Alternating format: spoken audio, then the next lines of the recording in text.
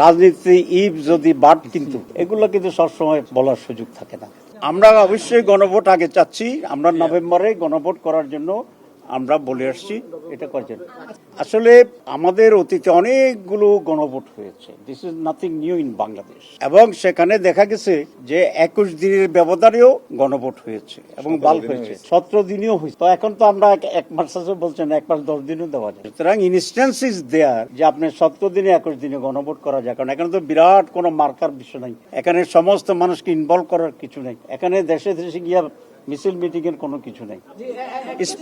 সুতরাং এটা পসিবল না। নির্বাচন কমিশন বলেছে তারা অফিসিয়ালি এ ধরনের কোনো আলোচনা করে নাই, তারা এ ধরনের কোনো সিদ্ধান্ত নেয় নাই।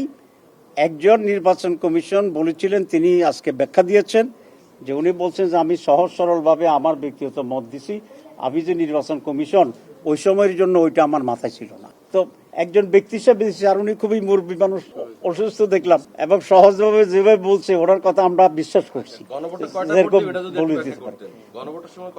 গণভোটের ভিতরে শুধু হ্যাঁ এবং না থাকবে। আসলে পিআর বিভিন্ন দেশে বিভিন্ন নিয়মের ভিতরে পিআর এডুকেশন হচ্ছে, এক্সপেরিয়েন্স যেটা আছে সব দেশে পিআর এর প্যাটার্ন একরকম না।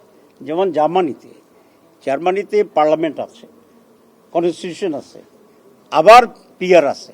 আপনার প্রত্যেকটা কেন্দ্রে একজন করে এমপি হবে আসনে, প্রতি আসনে। আবার ন্যাশনালি পিআর এর ভিতরে আরো অনেকগুলো এমপি হবে। যে দল আসন যা পাবে তা পাবে, আর ন্যাশনাল পিআর সিস্টেমে যেটা পাবে পার্সেন্টেজ, সেই দুইটা যোগ হয়ে যেটা হবে এটা ওই দলের এমপি হবে। বসুন্ধরা টিস্যু, অশুদ্ধতার বিরুদ্ধে এক বিন্দুও ছাড় নয়। আসলে এটা হচ্ছে সিদ্ধান্তের বিষয়। আমরা যদি সিদ্ধান্ত নেই, সে আলোকে ইলেকশন কমিশন বলছে যদি গভর্নমেন্ট যদি সিদ্ধান্ত নেয় তাহলে এই সব যা যা প্রয়োজন প্রস্তুতি নেওয়ার জন্য এটাতে আমরা সক্ষম আছি। আমি তো বলেছি যে আমরা বলেছি ওনাদের বক্তব্য খুব স্পষ্ট, এবং সেটাই ওনাদের বক্তব্য হওয়া উচিত যে সরকার যদি সিদ্ধান্ত নেয় তাহলে সরকারের সিদ্ধান্ত বাস্তবায়নের সক্ষমতা আমাদের আছে, আমরা সেই হিসাবেই প্রস্তুতি গ্রহণ করব। রাজনীতি ইভ যদি বাট কিন্তু এগুলো কিন্তু সবসময় বলার সুযোগ থাকে না। আমরা ইতিমধ্যেই ইলেকশন কমিশন আমাদের জানিয়েছে অনেক জায়গায় তারা রিটার্নিং অফিসার নিয়োগ করছে, চেঞ্জ করতেছে ইত্যাদি। আমরা বলেছি যে এটা যেন লটারির মাধ্যমে হয়, যেটা করা দরকার, যাতে করে একটা নিরপেক্ষতা বহিঃপ্রকাশ সেখানে ঘটে।